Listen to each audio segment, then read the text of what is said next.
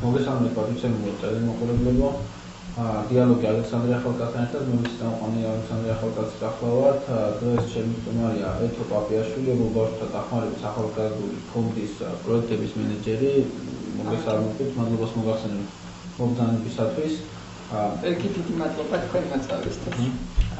აღნიშნული ფონდის ძირითადი ჯგუფები წარმოადგენს ის ახალგაზრდები და ის ბავშვები, რომლებიც დაობდნენ და დაობდნენ იმის გამო, რომ მათი მშობლები იბრძოდნენ სხვადასხვა ომებში, ხო? როგორც 90-დან მოყოლებული დიახ.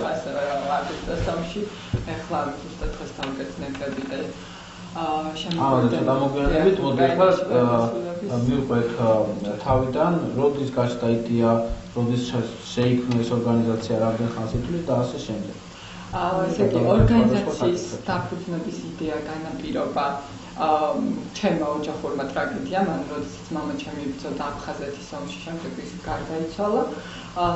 დედაჩემი დარჩა ქვრივად 24 წლის გოგო, დავჭით ორი პატარა, მე და ჩემი და გასაზრდელად მოგახსენებათ მაშინ როგორი მძიმე პერიოდი იყო საქართველოში, რომ რაღაც პური სანატრელი და ძალიან ძნელი საშუალება იყო, დენი არ იყო გაზი, ძალიან მძიმე პირობებში.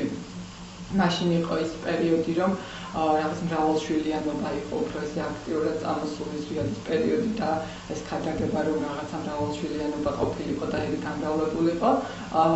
გამოიწვია ყველაფერმა ის, რომ ანუ ეს მრავალშვილიანი ოჯახებიდან წავიდნენ ბიჭები საბრძოლველად, შემდგომ იქ გარდაიცვალნენ, სადმოები მიდიოდნენ მაშინ, მამაჩემიც ერთ-ერთი სადმოდან წავიდა. და მოხდა ისე, რომ მამაჩემი, მისი მეგობრები, ვინც მასთან ერთად იბრძოდნენ, ყველა გარდაიცვალნენ და ახალგაზრდა გოგოებს დარჩათ ეს ბავშვები გასაზრდელად ამ საშინაო მძიმე ბნელ და რაღაც გაუსაძლის პერიოდში. და რაღაც გაერთიანდნენ, რაღაც გაერთიანება მოხდა. დედაჩემ აქაბოდ მანდია პაპიაშვილმა ითავა ის, რომ თავის საკუთარი სახლი დაეთმო ამ ბავშვებისთვის. იკრიბებოდა ხოლმე ჩვენთან ოჯახში, რაღაც სიმღერის ეს გააკეთეს წრე თავიდან, პატარა ცეკვის ანსამბლი გააკეთდა ასევე და პირველი ეტაპები დაიწყო უფრო არაოფიციალურად, ხოლო შემდგომ უკვე გარკვეული წლების შემდეგ 2-3 წელი გრძელდებოდა ეს არაოფიციალურად ესე მუშაობა. 2096 წელს ორგანიზაცია ოფიციალურად დაფუძნდა ობოლ ბავშვთა დახმარების ახალგაზრდული ფონდი. შემდგომ ოფისიც იყო, პირობები გაუმჯობეს და შეიქმნა ჩვენთან ფონდში ხალხური ანსამბლი, სხივი ცეკვის ანსამბლი, ასევე მაკრამის ეთეკაზე მუშაობდნენ ბავშვები და ხდებოდა მისი გამოფენა, გაყიდვა ასევე ნახატების ნამუშევრების. ხშირად ეწყობოდა ხოლმე ბანაკები, ასევე ძირითადად მისი საქმიანობა, ჩვენი ორგანიზაციის საქმიანობა ბანაკებს წარმოადგენდა, ამ ბავშვებისთვის დიახ, რა თქმა უნდა. და ყოველ ზაფხულს საზაფხულო და საშობაო არდადეგებზე ხშირად იყო ხოლმე ბაკურიანში, ზღვისპირა ქალაქებში ბანაკები ეწყობოდა ხოლმე, სადაც იქ ბავშვებს ასე ვთქვათ, ყველა პირობა ჰქონდათ იმისთვის, რომ თავი ებრძნათ კარგად და არაერთი ისეთი ლამაზი ბანაკი გახსოვს ჩვენ და ჩვენს ორგანიზაციაში გაზრდილ ბავშვებს, ასევე იყო ხოლმე საახალწლო ღონისძიებები, ეს ტარდებოდა ხოლმე როგორც მოსწავლე ახალგაზრდობის სასახლეში, ასევე მეტეხი პალასში, რკინიგზელთა კულტურის სახლში, ასევე ძალიან ბევრი ღონისძიება ჩატარებულა და ვფიქრობ ძალიან დიდი ხნის ორგანიზაცია ვარ და არც თუ ისე პატარა წლები მიგვიყვება.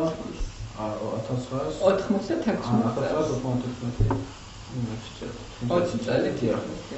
დღესდღეობით ასე მოკლედ ორგანიზაციის ეს ბავშვები აღრიცხავთ თუ როგორ ხდება ამ ბავშვების ჩვენს ორგანიზაციაში ხდება გაწევრიანება, ანუ მოგმართავენ განცხადებით, რომ სურთ გაწევრიანება და მიიღონ ჩვენს პროექტებში მონაწილეობა და შემდგომ უკვე ამ განცხადების საფუძველზე ხდება მათი ორგანიზაციაში გაწევრიანება და რეგისტრაცია. და ყველა იმ პროექტში არიან თანაბრად ჩართული ეს ბავშვები. რა თქმა უნდა, ანუ იცით როგორ არის რაღაც არის ხოლმე პროექტები, რომელიც რაღაც გარკვეულ ასაკობრივ ჯგუფებზე არის გათვლილი. ასევე ბანაკს ვიტყვი, ან ბანაკშიც არის ხოლმე ჯგუფები 12-დან 16 წლამდე, 8-დან 12-მდე და ანუ ზოგჯერ ისე ასაკობრივად ყოფს ხოლმე ბავშვებს. ჩვენთან არა მარტო ომში გარდაცვლილების ბავშვები არიან გაწევრიანებულები, ასევე ნებისმიერ ჩვეულებრივ ოჯახიდან გარდაცვლილის შეიძლება დედა არ ყავდეს ან მხოლოდ მამა ეკვდათ, ან ისინიც მოგმართავენ ხოლმე და სიამოვნებით ვაწევდიან. ანუ თქვენი ორგანიზაციის წევრები არ არიან მხოლოდ ომში დაღუპულები. არა, უმეტესად ანუ ეს იდეა ამ ორგანიზაციის დაფუძნების იდეა და პირველი ალბათ წარმოვიდა იქიდან, რომ არდენი ობოლი ბავშვი იყო 90-იან წლებში დარჩენილი ობლად, მაგრამ მას შემდეგ უკვე მე სხვა ბევრი ობოლი ბავშვი შემოგვიერთდა და არანაკლებ საზრუნავები არიან ისინიც. და უკვე ესე ხო, ჩვენ მთელი საქართველოს მასშტაბით მოღვაწეობთ, ასე ვთქვათ, ჩვენი ფილიალი იყო ახლა სამწუხაროდ დაიხურა გამომდინარე იქიდან, რომ ჩვენ წარმომადგენელი წავიდა საზღვარგარეთ. ფოთში ქონდა ფილიალი, ასევე ქონდა საჩხერე ჭიათურაში ფილიალი და რეგიონები ძალიან აქტიურად იღებდნენ მონაწილეობას. სახალხო ღონისძიება, რომელიც ახსენეთ წერან შერატო მეტახი პალაში, რომელსაც ვაკეთებდით ხოლმე წინა სახალხოდ, ეს იმართებოდა სისტემატურად 10 წლის განმავლობაში.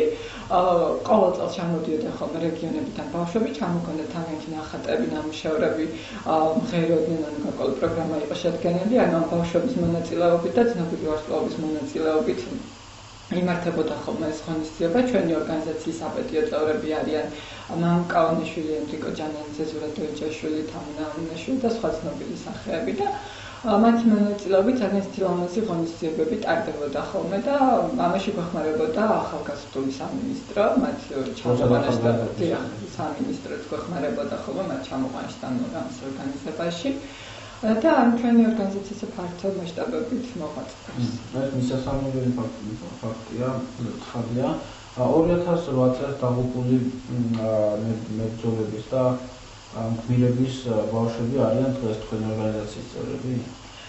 დიახ, ჩვენი ორგანიზაციის წევრები არიან, მიუხედავად ჩვენთან ერთად მონაწილეობა ხეების დარგვაშან ჩვენს ფონდს აქვს გაშენებული ხსოვნის ხეივანი, სადაც დაიკან ზუსტად 90-იან წლებში გარდაცვლილი მეომრების სახელზე ნერგები, შემდგომ უკვე 2008 წელს გარდაცვლილების სახელზე დაუკეთეს ნერგები მათი ოჯახის წევრების მონაწილეობით, სადაც იმყოფებოდნენ. და სწორედ დღეს დავკითხები ასევე უკრაინაში გარდაცვლილი მეომრების ბიჭების სახელზე, სადაც მათმა ოჯახის წევრებმაც მიიღეს მონაწილეობა და დღეს 9 აპრილია და 9 აპრილთან დაკავშირებით ის გარდაიცვალა დღევანდელ დღეს სწორედ იმ ღონისძიებიდან მოვდივარ ახლა. დავკითხები, გადავიხადეთ სულის მოსახსენებელი პანაშვიდი და ასეთი პატარა ღონისძიება გქონდა. უკრაინაში დაღუპული მეომრების ოჯახის წევრებიც არიან თქვენი ორგანიზაციის წევრები? დღეს შემოგვიერთდნენ პირველად ამ აქციაში და ჩვენ ვფიქრობთ, რომ ეს აქტიურად გავაგრძელებთ. თუმცა, როგორც ვიხდი, არ არის სავალდებულო იყოს მხოლოდ თქვენი ორგანიზაციის წევრი, იმისათვის, რომ თქვენს აქტივობებში ჩაერთოს. ანუ თუ იმ კრიტერიუმებს აკმაყოფილებს, ანუ შესაბამისად, რაც არის ორგანიზაციის იდეა, მოგოყვართ და ახალგაზრდული ფონდის იდეა, ნებისმიერ მათგანს თქვენს კულტურულ ღონისძიებებში შეუძლიათ მიიღოს მონაწილეობა. ხან თავის სურვილი გამოთქვან და ჩვენ არ ვსხუტავთ არანაირად და რაღაც არ ვალდებულებთ, თუნდაც გაწევრიანდნენ, ნუ გაწევრიანდებიან, მაგრამ ჩვენს პროექტებში შეუძლიათ მიიღონ მონაწილეობა. ბანაკები ახსენეთ და ბანაკებს რა ფორმატით აკეთებთ და იდეა რა არის ამ ბანაკების და თუ გაიგეთებიათ ან პრობლემა და ასე შემდეგ. ბანაკები დავიწყეთ 97 წლიდან. ყოველ ზამთარ ზაფხულს იყო ხოლმე, ახლა უფრო ზაფხულის პერიოდში ვასვენებთ ბავშვებს. იდეა ის არის, რომ ბავშვებმა დაისვენონ იმ ცხელ დღეებში, გაერიდონ ქალაქს, რომელიც ზაფხულში არის ხოლმე დედაქალაქში და გაუსაძლისია აქ ყოფნა.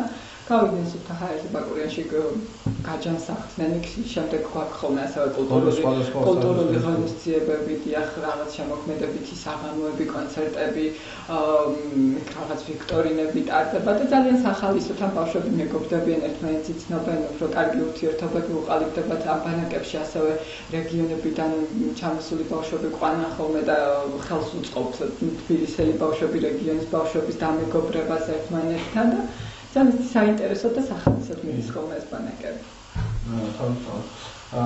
ამ მაგალითად ბანაკებში იგივე ბანაკებში შევჩერდეთ სახელმწიფო სტრუქტურები, რომელიმე სახელმწიფო უწყებები თუ ხარდაჭერის თვალსაზრისით ფინანსური მხარდაჭერის თვალსაზრისით არა, თუმცა ადრე იყო დაფინანსებული სახელმწიფოსგან ჩვენი ორგანიზაცია, მაგრამ ძალიან დიდი ხანია ამის კავშირა აღარ ორგანიზაცია ფინანსდებოდა პირდაპირ სახელმწიფოს.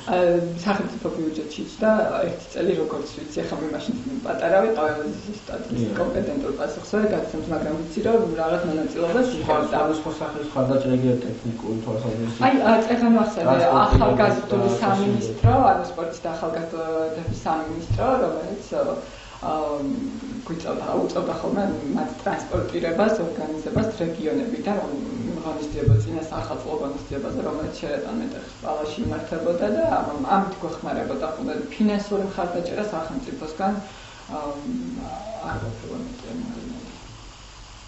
ძირითადად უფრო კერძო შემოწირულობები არის ხოლმე თუ მეცენატები, ბიზნესმენები და სიკეთილი ანუ არიან ადამიანები, რომლებსაც მე მაინტერესებს რა თქმა უნდა, რომ არიან ესე იგი საკითხის დეპარტამენტი ადრე მაგალითად წლების უკან ჩემს ბავშვობაში კინოს დეპარტამენტიც აფინანსებდა გარკვეულ პროექტებს, როგორც ჩემთვის არის ცნობილი, ასევე დაუფინანსებია ავერს, PSP-ს და სხვადასხვა კომპანიებს, სამშენებლო კომპანია მოდული, რომელმაც ერთ-ერთ ჩვენს ღონისძიებაზე უდედმამო ბავშვებს ბინა გადასცა, ანუ რომლებაც იქორწინეს, ანუ არც ერთ ბავშვს არ ყავდა არც ერთი მშობელი და ძალიან მძიმე პირობებში უწევდათ ცხოვრება მცხეთა-მთიანეთის რეგიონიდან იყვნენ ბავშვები და თბილისში გადასცა ერთოთახიანი ბინა. ეს იყო მოდული. სამშენებლო კომპანია მოდული. ეს ორივე ხალხი თქვენ ორგანიზაციის წევრები იყვნენ, ხო? დიახ. ანუ შემდგომ შეუღლდნენ და ძალიან ისეთი მძიმე პირობები ჰქონდათ. მადლობა მოგწონს კიდევ ერთხელ დიდი მადლობა ეს საქმისთვის. ესეთი რაღაცები ზოგადად იშვიათად ხდება და ასე მომივიდავში ამ ფაქტის მოსმენით და ზოგადად არასამთავრობო ორგანიზაციები საუბარი მაქვს იგი ფონდებზე, ძირითადად დიდ ფონდებზე, რომელიც საქართველოში მოღვაწეობენ. მაგალითად ეგრეთ წოდებული სოროსის ფონდი, ღია საზოგადოება საქართველოს, ევრაზიის განვითარების ფონდი, თვალსაზრისით ან სხვადასხვა პროექტების დაფინანსების თვალსაზრისით მათი მხრიდან თუ არის მხარდაჭერა? ეცეთ რა არის, გქონია რაღაც გარკვეული ურთიერთობა, მაგრამ რატომღაც არ შედგა ჩვენი თანამშრომლობა. ნუ არ შედგა ხო, ესე იგი მათი ასეთებია. მათ აქვს გარკვეული პრიორიტეტები და ალბათ იმ პრიორიტეტებში არ ხდება. თუმცა ვაკმაყოფილებ დიდ ყველანაირ პრიორიტეტს, არ დავასახელებ რომელი ორგანიზაცია, ზუსტად ჩვენი პროექტი განახორციელა სხვა ორგანიზაციამ აბსოლუტურად იდენტური სახელით, აბსოლუტურად იდენტური შინაარსით და აქტივობებით, მაგრამ ჩვენ არც იმ შესაძლებლობა ქონდა რომ ეს გაგვისაჩივრებინა ანდამ და აქედან გამომდინარე ვფიქრობ რომ ანუ რაღაც მომენტში თავი შევიკავოთ ხოლმე ჯობია და ისევ ეს კეთილი ადამიანების ნებით და სურვილით განახორციელოთ რაღაც პროექტი გაიგოება და შემდეგ განახორციელოს სხვა ორგანიზაციას. ხო, აბსოლუტურად იდენტური, უბრალოდ გულდასაწყვეტი იყო ის რომ სახელი მაინც შეეცვალათ და რაღაცა მაინც ცვლილება შეეტანათ, არ შეიძლება ეს ზუსტად აიღო პროექტი და სხვა ორგანიზაციას განახორციელებინა. ასეთი რაღაცები შეიძლება. და აქედან გამომდინარე გამჯობინებთ რომ თავი შევიკავოთ ხოლმე რაღაც იდეების შეტანით და მიწვით. ხო, საერთო ჯამში ჩვენ გამოვდიოთ შემდგომ დონორები, იდეების დონორებიდან საერთო ჯამში ასეთი მსგავსი ფაქტები იგივე თუნდაც სამოქალაქო სექტორის განვითარებაზე მნიშვნელოვნად აისახება და აფერხებს სამოქალაქო სექტორის განვითარებას.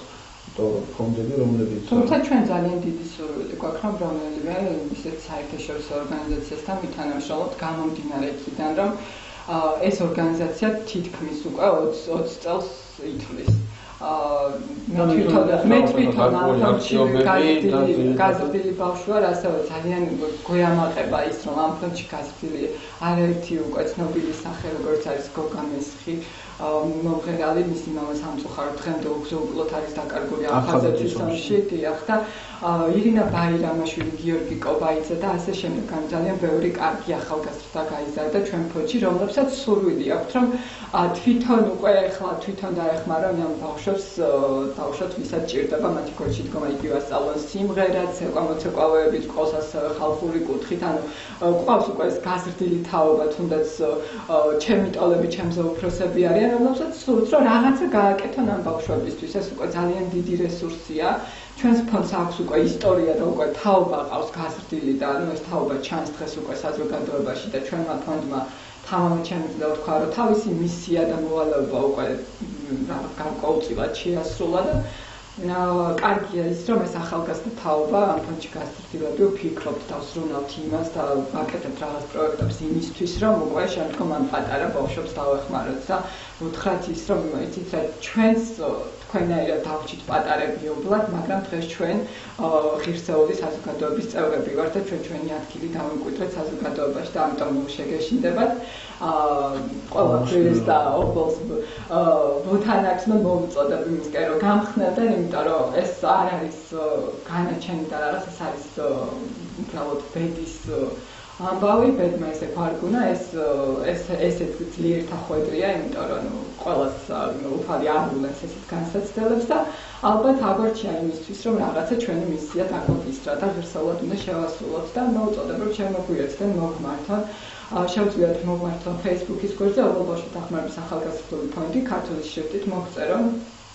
აუცილებლად გამოეხმაურებით უყურადღებოდ არ დავტოვებთ. ჩვენი მისამართი ასევე ყიფშიძის სამიფე შევძლიათ მოგცემდნენ ჩვენთან და ჩვენ მაქსიმალურად ჩავხტავთ ჩვენს პროექტებში.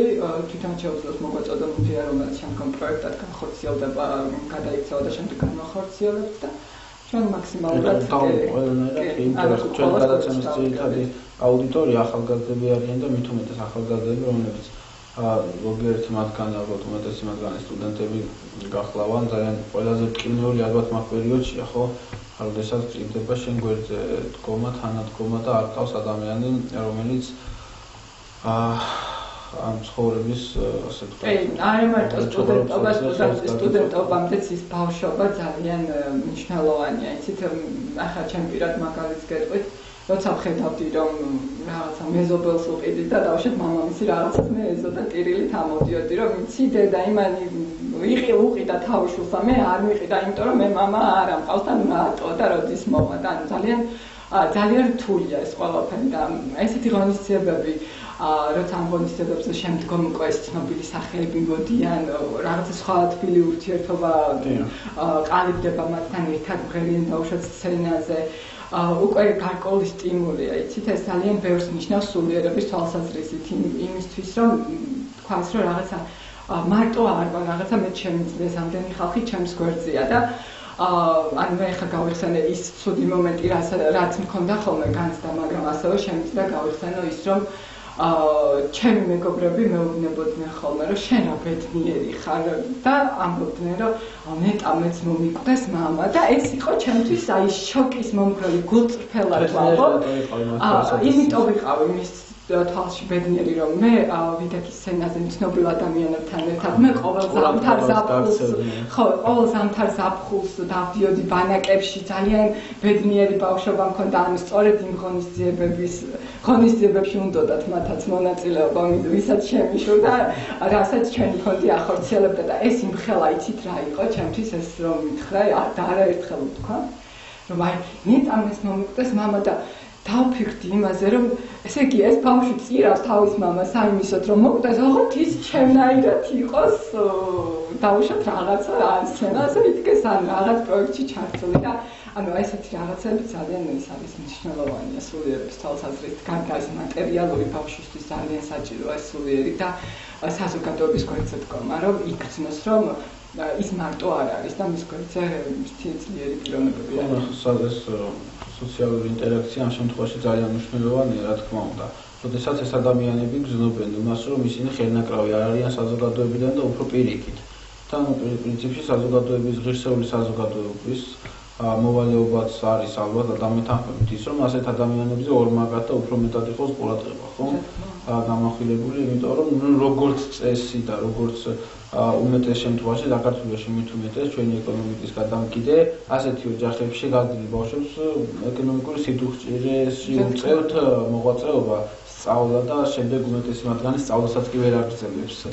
და ხო ფინანსური პრობლემის გამო და ერთ ესეთ იმას ვიტყვი, სტატისტიკასაც რომ გადავხედოთ, ეგრეთ წოდებულ არასრულ წლებში, ეგრეთ წოდებულ მალეთკებში მოხდა ადამიანთა ძალიან საკმაოდ სოლიდური რაოდენობა, სწორედ აი ესეთ ოჯახიდან გამოსული ბავშვები არიან და ეს არის ძალიან მტკივნეული თემა და შესაბამისად არა მხოლოდ რომელიმე არასამთავრობო ორგანიზაციამ ან ორგანიზაციებმა, არამედ პირველ რიგში სახელმწიფომ უნდა იზრუნოს ამ პრობლემის აღმოფხვრაზე და ამ პრობლემის აღმოფხვრა სწორედ ეს სოციალური ინტერაქცია და ის ღონისძიებები, კულტურული, სპორტული და ასე შემდეგ და რა თქმა უნდა ხარდაჭერაც ახლა ეკონომიკური ხარდაჭერაც ალბათ უნიშნელოვანია. ძალიან მნიშვნელოვანია სახელმწიფოს ჩართულობა და როლი. და საკანონმდებლო ცვლილებებიც არის გარკვეული საჭირო იმისთვის, რომ რაღაც ბავშვთა უფლებები და განსაკუთრებით ეს კატეგორიის ბავშვები უფრო მეტად სოციალურად დაცულები იყვნენ და მე არ შემიძლია ძალიან დიდი მადლობა არ გადაუხადო ბავშვთა ფონდის დირექტორს ფუძნებელს და სულის ჩამდგმელს ხალბატონ ლია პაპიაშვილს გამომდინარე იქიდან, რომ ანუ მან ეს თავისი პირადი ტრაგედია განაზოგადა და აქცია ეს სამხელა და ორგანიზაციაც და მე მახსოვს არაერთი უძილო ღამე მისი და როგორც შრომობდა და აკეთებდა ამ ყველაფერს ამ საქმეს არც ისე მარტივი იყო იმ პერიოდში ამ ფონდის დაფუძნება და რაღაცა ძალიან ბევრი პრობლემა იყო.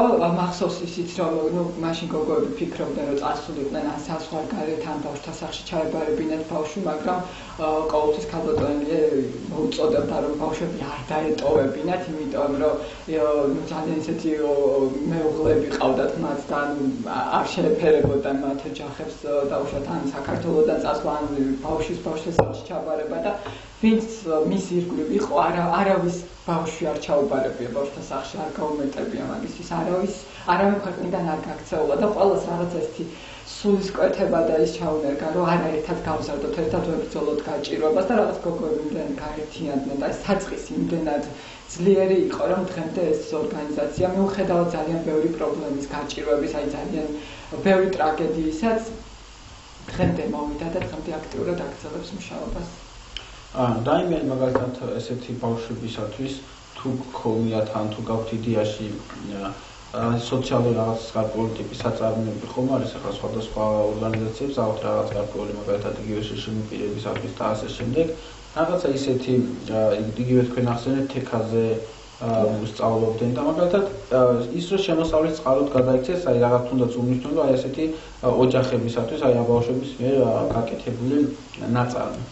ჩვენ მქონდა ადრე რაღაც ერთი პროექტი, რომელიც შემდგომ ანუ ხართ არ განხორციელდა სწორედ დასაქმების კუთხით, მაგრამ ჩვენ ეხლა ამ ეტაპზე კულტურის ცენტრ ართოვთან გვაქვს მოლაპარაკებები, რომელთანაც მალე გავაფორმებთ მემორანდუმს და სწორედ იქ გვექნება იმის შესაძლებლობა, რომ აღვადგინოთ ჩვენი ხალხური ანსამბლის ხივი ცეკვის ანსამბლი, იქ უკვე ბავშვებისთვის გავხსნათ რაღაც გარკვეული ჟურნალისტიკის წრე, სადაც რაღაც ჟურნალისტის უნარჩვევებს ისწავლიან, ასევე ხატვის გაკვეთილები, ძერწვა თექაზე მუშაობა, ანუ ეს ხელსაქმე და ვფიქრობთ ყველა ეს პროფესია გამოადგებათ მათ შემდგომ უკვე რაღაცა საქმიანობისთვის.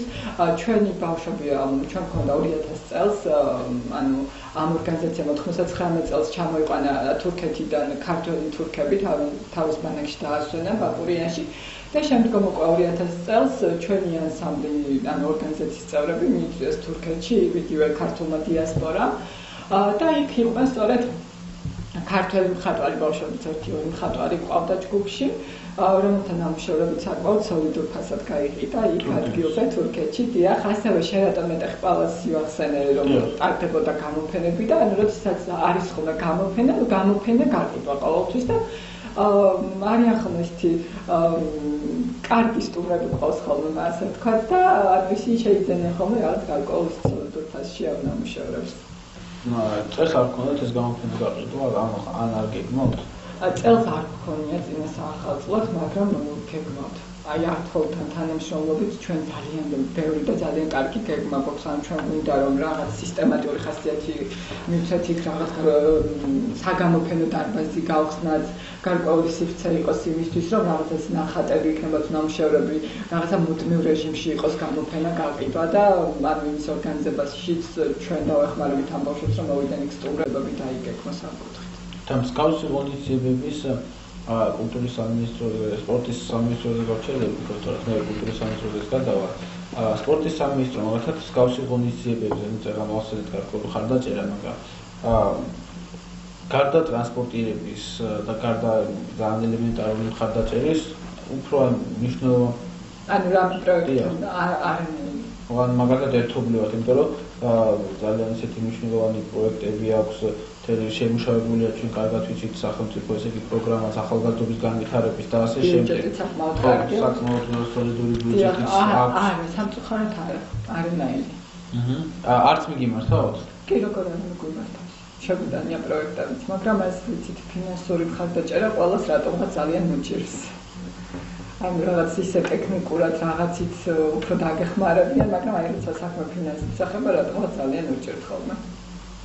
ხა ამ ღონისძიებას ფინანსების გარეშე ძლიერი არ გააკეთო, ამაში სხვა უნდა გააკეთოს. ფინანსების გარეშე ძნელია გაკეთება, მაგრამ კიდევ ერთხელ ვიტყვი, რომ კეთილი ადამიანები საბედნიეროდ არსებობენ ჩვენს ქვეყანაში და ანუ მათი დახმარებით და ჩვენი მონდომებით და ენთუზიაზმით. კულტურის სამინისტროზე გადავიდეთ ახლა. კულტურის სამინისტრო რა ხარდაჭერა გიცხადეთ, აი კულტურულ ღონისძიებებზე ნახავთ.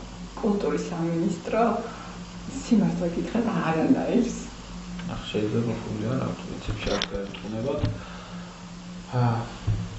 ცუდია. კულტურის სამინისტრო თუ არ გიცხადეთ ხარდაჭერას, ცუდია რა თქმა უნდა, იმიტომ რომ თუმცა ჩვენ მივმართავთ ახლა, ანუ როდესაც უკვე ჩვენ გავაფრთხილდით. არა, გქონდა როგორ არა მიგვიმართავს ადრე და ის, მაგრამ იცით რა ერთხელ ორჯერ როცა რაღაც თანამშრომლობა არ შედგება, შემდგომ ცოტა თავ შეიკავათ ყოველად მისვლაზე და ეხლა გეგმავთ ჩვენ ჩამოვაყალიბდით, ანუ ჩვენ სამომავლო გეგმებზე ვისაუბრეთ და როდესაც შედგება უკვე ჩვენ და ართხოვს შორის უკვე თანამშრომლობა და დავიწყებთ ისე აქტიური მუშაობა, ჩვენ აუცილებლად მიმართავთ კიდევ ერთხელ კულტურის სამინისტროს, ასევე სპორტის და ახალგაზრდობის სამინისტროს და რა ვიცი, ყველას მიმართავთ, საერთაშორისო ორგანიზაციები იქნება თუ სხვები და ნახოთ, ვინც დაგვიდგება გვერდში და გამოიჩენს კეთილებას, ხო, იმედია ბევრი თანამოაზრე და პარტნიორი გვეყოლება.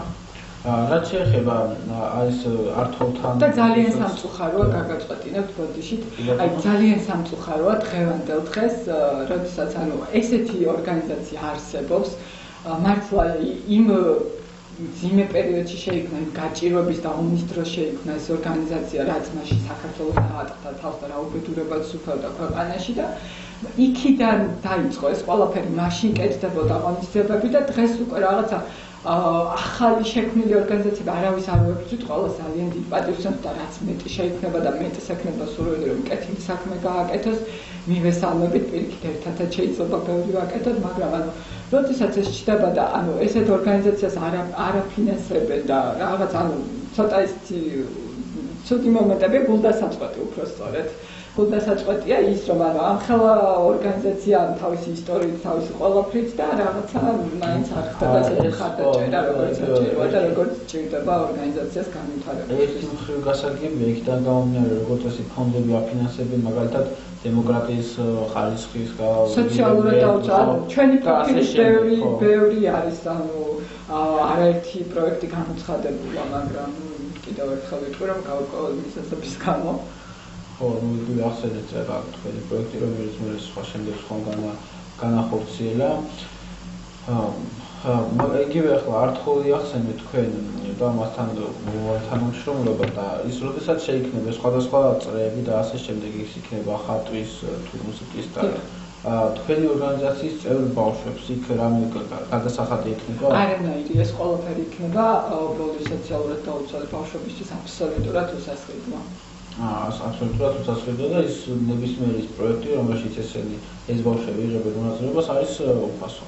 ბანაკები და რა თქმა უნდა ჩვენ ორგანიზაციაში ყველაფერი ანუ ჩვენი ფონდის საწევროსაც კი არის ამ საწევროც ორგანიზაციის წევრები საწევროს არ არიხდიან საწევროსაც კი გამომდინარე იქიდან რომ ჩვენ პირიქით ვცდილობთ რომ მას დავეხმაროთ მათგან ჩვენ არანაირი აბსოლუტურად არაფერი ჩვენ საწევროთიც კი არ ვაწუხებთ რომ დავუშვათ რაღაც საწევრო დავაწესოთ იმიტომ რომ შეიძლება ის $10 კი რაღაც ოჯახისთვის ძალიან მნიშვნელოვანი იყოს იმიტომ რომ სამწუხაროდ დღეს იმდენად ძიმე ეკონომიური მდგომარეობა გვაქვს და სოციალური რომ რაღაცა ის $10 გამოც რომ თავი შეიკავონ რომ რაღაცა საწევრო გადასახადი და რაღაცა არ მივიდეთ ან არ ქონდეს შეიძლება ადამიანს არ შევაწუხებთ ნამდვილად პირიქით რითაც შეგვიძლია ჩვენ ამით ვეხმარებით ყველანაირად რეგიონებში თუ აკეთებთ ხოლმე ღონისძიებებს თბილისში გასაგებია მაგალითად მაგრამ რეგიონებში სხვა არიან ბავშვები რეგიონებში ან როდესაც გვაქვს ხოლმე ბანაკები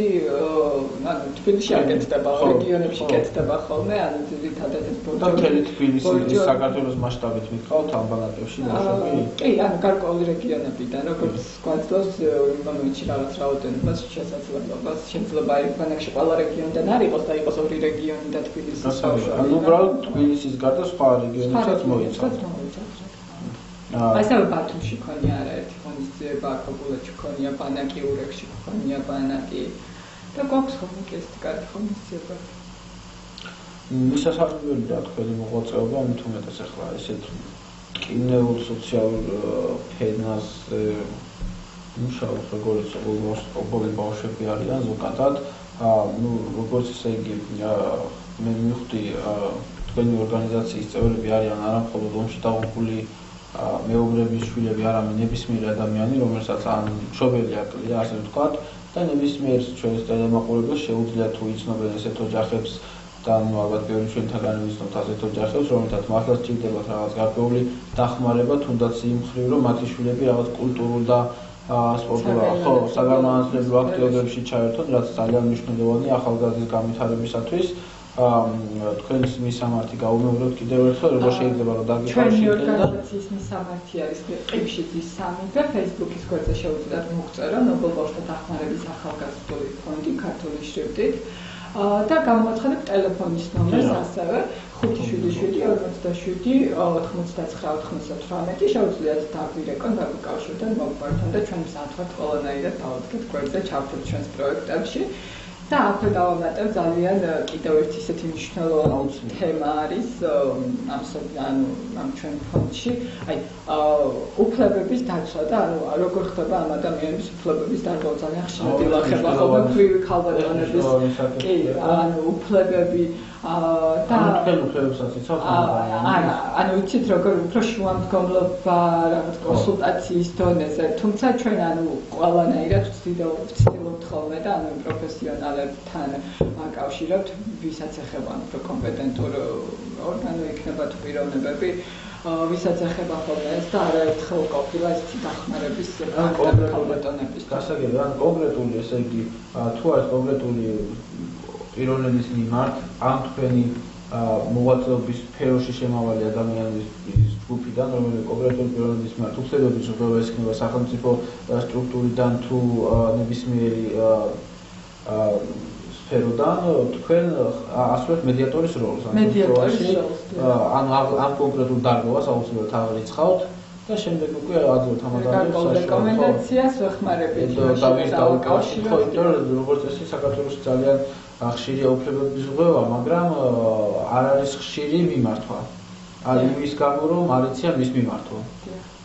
და ეს ძალიან მნიშვნელოვანია, ხო როგორც წესი ხო მაგით უმეტეს ახლა ასეთი ოჯახებისთვის ხშირია ხა ჩემი სფეროა ეს უფლებების დაცვა და კარგად ვიცი რომ მაგალითად იგივე სოციალური აგების დროს და სხვადასხვა საკითხების ხულების მიღების განაწილება ძალიან ისეთი თემაა რომ აი რაღაცა გარდაიცვალა ოჯახში მამაკაცი ასე ვთქვათ მეუღლე გარდაიცვალა და შემდგომ უკვე იგივე ოჯახის წევრები რომლებიც გვერდში უნდა დაუდგნენ აქ ბავშვის გაზრდა იქნება თუ ცხოვრების გაგრძელება რაღაცა ქონებრივი დავა არის ხოლმე და ხშირ შემთხვევაში ძალიან ბევრჯერ ქუჩაში დაუტოვებიათ დაიჭერებთ ქუჩაში დაუტოვებია მამიდას დაუშვათ ძმის ცოლი და ძმისშვილი და ნუ რაღაც ჩვენ ყველანაირ დაუხმარები ვართ იმაში, რომ ნუ ეს მხოლოდ იმისი არ ყოფილა და რაღაც მოგვიყვებით, მოგვიყვარებიან ეს პრობლემა გარკვეულწილად. ხო, ნუ ხშირია ხოლმე ასევე, მაგალითად სოციალურ სოდესაც იღებენ ესეთი ადამიანები ხა ძალიან ბევრს აქვს კონტაქტი თანხმობით ასეთ ოჯახებს სოციალური და ხდება არასწორად ქულების მინიჭება და ასე შემდეგ დათვლას სტატისტიკის დადება და ხშირად ჭირდებათ ამ ადამიანებს დახმარება მით უმეტეს ახლა როდესაც ჩვენ თუ ახლა იურიდიულ სფეროს გადავხედავთ ნახავთ რომ ახლა ამ ადამიანებს მართლა სოციალურს რო იღებს 304 ლარი არ აქვს ადვოკატს რომ მისცეს და კიდევ ძალიან შემთხვევას მოყვები ახლა რომელიც ისე გვაწუხებს ჩვენს ორგანიზაციას ნიკა კენჭაძე არის მამა ყავს გარდაცვლილი უკვე 8 წელია და მისმა დედამ იმისთვის რომ ბავშვისთვის ემკურნალა ცერებრალური დამბლა აქვს ამ ბავშვს და კალიესკას არის მიჯაჭვული, ანუ მას ჭირდება ინტენსიური მკურნალობა, მასაჟები და ძალიან ძვირადღირებული მკურნალობის კურსია, ასე ვთქვათ. იმისთვის რომ თავის შვილისთვის ემკურნალა, ბინა ჩადო ბანკში, აიღო გარკვეული ვალები. შემდგომ მოხდა ისე რომ ის ვერ გადაიხადა, ბანკმა გამოუშვა სახლიდან, ეს დატოვა ქუჩაში, დღეს ფონიჭალაში ძალიან უკიდურეს გაჭირვებაში ცხოვრობენ. რაღაც ესეთი ფარდული, რასაც ქვია ფარდული, რომ ყველა მხრიდან სახლში ქარი შედის ერთ ოთახში, ცხოვრობს ეს დედაშვილი, დედა იძულებულია რომ ბავშვთან იყოს, იმიტომ რომ დამტოვებელი არ ყავს არავინ და ვერ მუშაობს. ნიკა არის 12 წლის ახლა. და დედა ვერ მუშაობს, იმიტომ რომ ვის დაუტოვოს, მაშინ უნდა გადაუხადოს, ამის შესაძლებლობა არ არის და ნუ ეს ღირაცის ქვეშ დატოვა ბანკმა ეს ოჯახი. სახელმწიფოც არაფერს არ აკეთებს, რაღაც მხოლოდ ნიკას პენსიით შემოიფარგლებიან და არაფერი არ აქვს, ანუ რაღაც ნიკას პენსია არსებობს და მეტი არაფერი და ფონდი ვეხმარებით იმაში, რომ ელემენტარული ეს ბინის ქირა, იმას თუ ბინა ქვია, მისი ქირა გადაუხადოთ და აი ძალიან ის წუხვართ ამ ოჯახზე და ნუ აი და არაერთი ნიკა კენჭაძე. თუ ვინმე არის ესეთი ადამიანი, ვისაც შეუძლია რომ ნიკა კენჭაძეს დაეხმაროს, ძალიან მოხალისეები ვიქნებით. ქალბატონ ეთოს შეგიძლიათ დავკავშიროთ ახლა მართლაც ესეთი ფაქტი. ძალიან შეიძლება მაგალითად რაღაცა ბევრი კონკრეტული არსებობს, მაგრამ აი ეს ერთ-ერთი მოყვები ხო რომ ბანკი ბინაში ჩადებული და ესე ღირაცის ქვეშ დარჩა და სახელმწიფო ამაზე არაფერი რეაგირებას არ აკეთებს. ბანკმა თავისი გააკეთა, გამოიყვანა, თუმცა აი აქაც უნდა არსებობდეს გარკვეული რაღაცა ან საკანონმდებლო რეგულაცია უნდა იყოს ამ ბანკთან რაღაც რომ ანუ როდესაც ესეთ ოჯახს შენ ბინას ადებინე ბანკში დავშვით მიიღო ბანკმა ხო ბინა და ვერ გადაიხადა რაღაცა სახის იმდენს ან რაღაც რომ ქუჩაში არ დარჩეს ეს ხალხი. ეხლა დღეს უპირველესი პრობლემაა რომ საცხოვრებელი არ აქვს. აი რთული თემა ახლა შეიძლება ბანკი საკანონმდებლო ამ შემთხვევაში ალბათ და ვფიქრობ რომ უპირველეს საკითხებით უნდა დაინტერესდეს სახელმწიფო. და სიერთულეს სახელმწიფო ვერაფერს ვერ იზავს ამ შემთხვევაში, იმიტომ რომ შესაძ ნუ ბანკმა და სახელმწიფომ რაღაცა მონახავს საერთო ესეთი ოჯახები ქუჩაში არ დატოვონ ეს ბავშვები. როგორც ესე თავის მაგალითად მუშაობ. რა თქმა უნდა, ახლა და იმის გამო რომ ეს ფაქტი საზოგადოება და ძალიან ბევრი ადამიანი შეაწყობს ახლა ეს კონკრეტული ფაქტი რაც მოვწერით. თუმცა ეს ფინანსური კომპანიები, რომლებიც თავისას აკეთებენ, ასევე მოგვევლინებიან ხოლმე ქველმოქმედებად. ასევე საინტერესოა რა ქველმოქმედებას აკეთებენ, როდესაც ეს ბავშვი ტოვებენ. ხო, ნუ ეს სამწუხაროდ იმიტომ აკეთებენ ქველმოქმედებას, რომ დატოვა აღარ იქნება საკუთარი ღონისძიებებისთვის თანხები. მართლა ის არის ცოტა ისეთ ნოტაზე ვამთავრებთ გადაცემას, მაგრამ დროად აგემშვიდობთ თქვენ და ჩვენს პარტნიორულ ტელემოყვრებასაც მე კიდევ ერთხელ გავიმეორებ ნიკა კენჭაძე, რომლის დედა ბანკში ჩადო, ესე იგი, მამა არ აქვს გარდაცვლილი ყავს, ესე იგი, მისი ბინა იმის გამო, რომ ეს ბავშვი არის ცერებრალური დამბლით დაავადებული და შვილისათვის ემკურნალა და ის მედიკამენტები შეეძინა და ასე შემდეგ.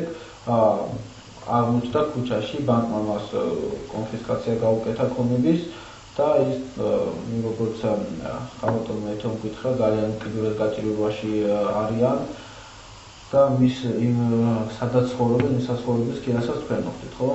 ხშირ შემთხვევაში ჩვენ მოხდით ხოლმე. შეძლებს